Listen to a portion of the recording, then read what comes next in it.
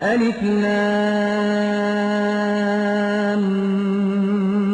میم اللہم ارزقنی علما نافعا واسعا عمیقا. اللہم ارزقنی رزقا واسعا حلالا طیبا مبارکا من عندک. اللہم ارزقنی حیات سعادت وموت شہادت. یا ایہا الذین آمنوا لا ترفعوا اصواتکم فوق صوت النبی ولا تجہروا له بالقول كجہر بعضکم لبعض ان تحبط اعمالکم وانتم لا تشعرون.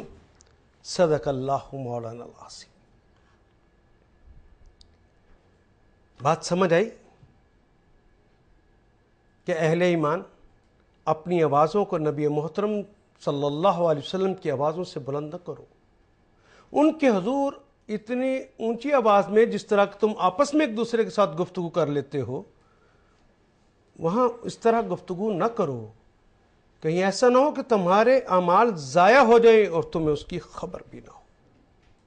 نبی اکرم صلی اللہ علیہ وسلم کے پاس ایک دن ایک وفد ملنے کے لیے آیا. اس وفد کے سربراہ تھے. کون ہونے چاہیے، کون گفتگو کرے؟ نبی اکرم صلی اللہ علیہ وسلم نے ایک طریقہ سکھایا تھا کہ جو بھی آئے وہ گفتگو ایسے نہ شروع کر دے. اپنا کوئی ایک لیڈر بنا لو. وہ لیڈر وفد کے سارے لوگوں کی باتوں کو سن لے اور پھر وہ جس سے پوچھنا ہو، جس ہستی سے بات کرنی ہو اس کے ساتھ بات کر لے اور جواب لے کر پھر اپنے باقی لوگوں کو بتا دے. یہ اسلوب نبی اکرم صلی اللہ علیہ وسلم نے اپنے ساتھیوں کو سکھایا تھا. بدقسمتی تو یہ ہے کہ آج ہم سمجھتے ہیں کہ یہ پارٹ کو ڈیلیگیٹ کرنے کا اسلوب بھی شاید یورپ نے سکھایا ہے. یورپ نے نہیں سکھایا، محمد رسول اللہ صلی اللہ علیہ وسلم نے سکھایا ہے. تو اسی طرح یہ جو وفد آیا تھا اس نے آ کر ملاقات کرنا چاہی تو صحابہ نے کہا کہ بھائی طریقہ یہ ہے کہ سارے لوگ نہ بولو، اپنے میں سے ایک وفد کا سربراہ چن لو. وفد کا سربراہ کون ہونا چاہیے؟ یہ ایک معاملہ تھا. دو افراد ان میں بڑی اہمیت کے حامل تھے. ایک کا نام تھا قعقاع بن معبد اور دوسرے کا نام تھا اقرع بن حابس رضی اللہ تعالیٰ عنہما. حضرت عمر فاروق رضی اللہ تعالیٰ عنہ اور حضرت ابوبکر صدیق رضی اللہ تعالیٰ عنہ جو کہ پہلے مسلمانوں میں سے تھے اور نبی اکرم صلی اللہ علیہ وسلم کے ہاں ایک مرتبہ رکھتے تھے، ان میں سے حضرت ابوبکر نے فرمایا کہ یہ قعقاع بن معبد کبیر السن ہیں، تجربہ کار ہیں، تو جہاں دیدہ آدمی یہ زیادہ اچھا ہے، زیادہ بہتر ہے کہ یہ وفد کی سربراہی کرے اور محمد رسول اللہ کے حضور ساری بات کو پہنچا دے اور ان سے جواب لے کر اپنی قوم کو بتا دے. تو حضرت عمر فاروق رضی اللہ تعالیٰ عنہ کہنے لگے یہ اقرع بن حابس بڑے فصیح اللسان ہیں اور کائنات کے سب سے فصیح ہستی کے حضور تو اس نے گفتگو کرنی ہے، ان سے جا کے پوچھنا ہے. تو اقرع بن حابس کا یہ حق ہے کہ وہ سربراہ بنے اس وفد کے. دونوں گفتگو کرتے ہوئے ایک دوسرے سے آوازیں بلند ہونے لگیں، حتیٰ کہ حضرت ابوبکر صدیق نے غصے میں یہ کہا کہ خطاب کے بچے، مجھے یوں لگتا ہے کہ تم نے قسم کھا رکھی ہے کہ جب بھی میں کوئی گفتگو کروں گا تو اس کی مخالفت کرے گا. نبی صلی اللہ علیہ وسلم کی موجودگی میں اس انداز کو دیکھا تو اللہ جل شانہ کو یہ انداز پسند نہ آیا. اسی وقت جبریل امین تشریف لے آئے اور آپ نے آ کر اس وحی کا نزول کر دیا کہ یا ایہا الذین آمنو، اے گروہ صحابہ، اے ابوبکر، اے عمر فاروق، لا ترفعوا اصواتکم فوق صوت النبی. تم جانتے نہیں ہو کہ یہ مجلس کس کی ہے؟ اگر تم آپس میں اونچی آواز میں بات کر لیتے، تم دوست ہو، تم اونچی آواز میں آپس میں گفتگو کر لیتے تو یہ بات سمجھی جا سکتی ہے، لیکن تمہیں خیال ہی نہیں رہا کہ یہ دربار کس کا ہے؟ ہمارے محبوب کے دربار میں اتنی بے پرواہی اور اتنی لاپرواہی کا ثبوت کہ تم اونچی آواز میں بول رہے ہو، تمہیں پتہ ہی نہیں ہے کون سی ہستی ہے سامنے۔ اے گروہ صحابہ، اے اہل ایمان، لا ترفعوا اصواتکم فوق صوت النبی، میرے نبی کی آواز سے اپنی آوازوں کو بلند نہ کرو۔ ولا تجہروا لہ بالقول کجہر بعضکم لبعض، جس طرح تم آپس میں ایک دوسرے کے ساتھ اونچی آواز میں گفتگو کر لیتے ہو، اس طرح ان کے حضور میں اونچی آواز میں گفتگو نہ کیا کرو۔ ان تحبط اعمالکم، ابا بکر تم بہت نیک آدمی ہو، عمر فاروق تمہاری بڑی نیکیاں ہیں، مانتے ہیں، لیکن یہ گوارا نہیں ہے کہ تم ہمارے نبی کے دربار میں بے پرواہ اور لاپرواہ ہو جاؤ۔ یاد رکھو، ان تحبط اعمالکم، ہم تمہارے اعمال کو ضائع کر دیں گے۔ تمہارے وہ نیک اعمال جو کلمہ ہے، وہ نمازیں، وہ روزہ، وہ زکوٰۃ، وہ حج، وہ حقوق اللہ اور حقوق العباد جو تم نے نیکی کے حوالے سے کیے ہیں، ہم ضائع کر دیں گے۔ وَأَنْتُمْ لَتَشْعُرُونَ، اور تمہیں اس کا شعور بھی نہ ہوگا، تمہیں اس کا پتہ بھی نہ ہو۔ بس اس آیا کریمہ کا سننا تھا کہ دربار صحابہ رضوان اللہ تعالی مجمعین، ان کے اندر تو ایک خاص صورتحال پیدا ہو گئی، سب نے اپنی آوازوں کو پست کر لیا۔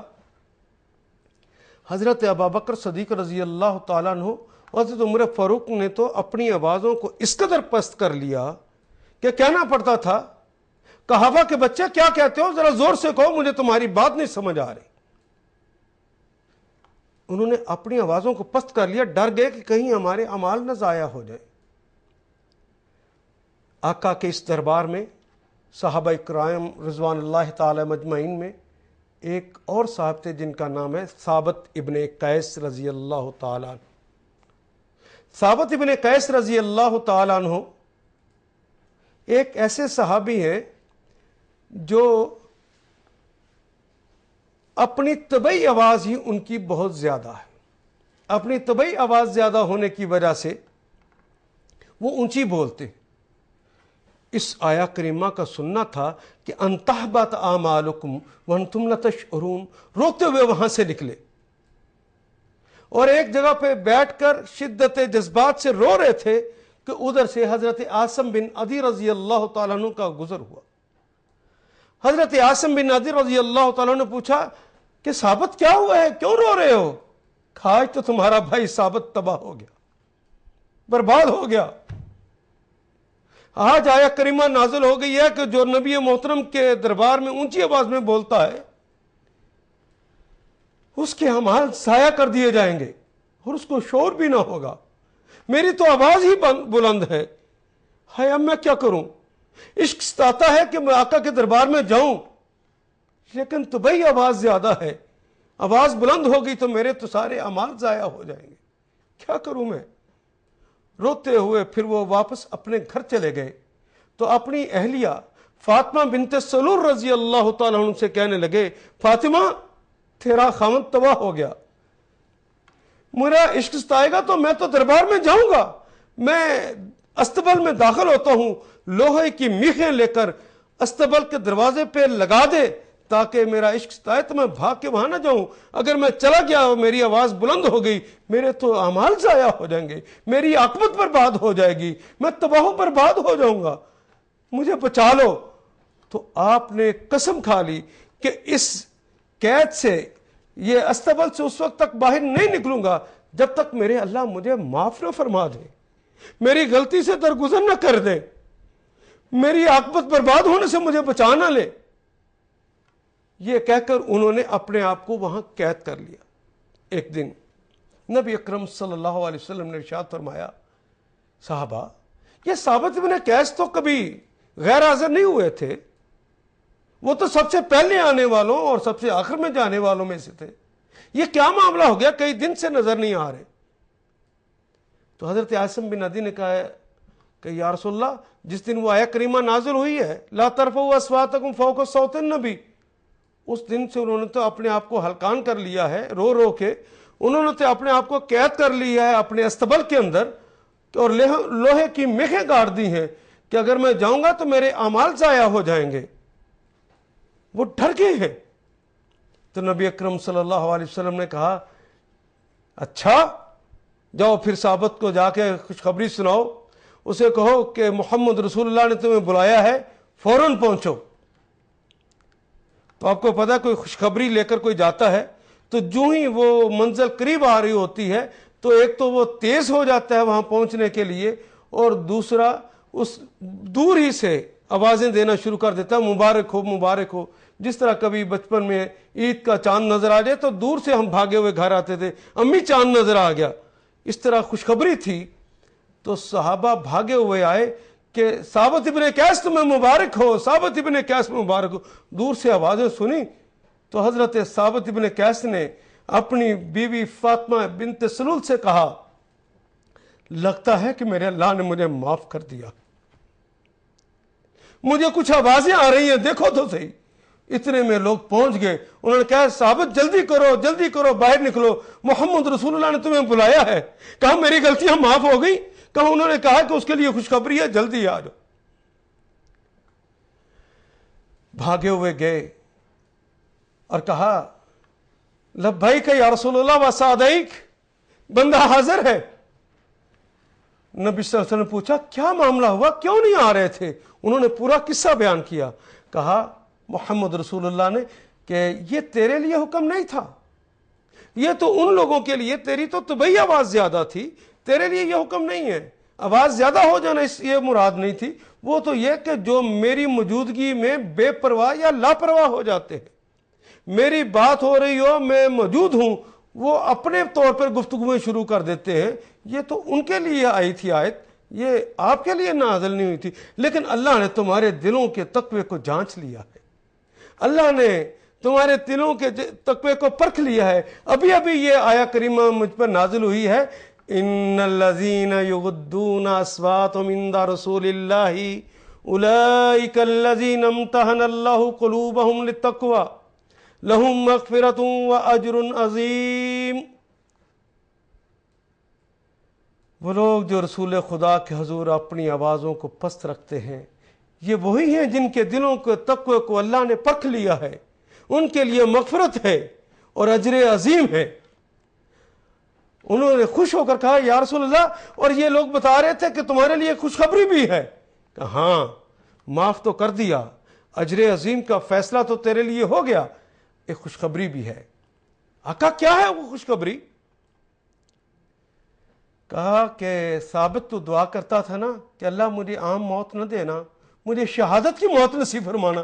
اللہ نے یہ تیری دعا سن لی ہے، تو عام موت نہیں مرے گا، تو شہادت کی موت مرے گا، اور تیرا اللہ تجھے شہادت کی خلت پہنانے والے ہیں۔ یہ سننا تھا کہ آپ خوش ہو گئے، اور یہ آیا کریمہ انہی کی شان کے حوالے سے نازل ہوئی تھی۔ ان الذین یغضون اصواتهم عند رسول اللہ اولئک الذین امتحن اللہ قلوبهم للتقوی لہم مغفرۃ واجر عظیم۔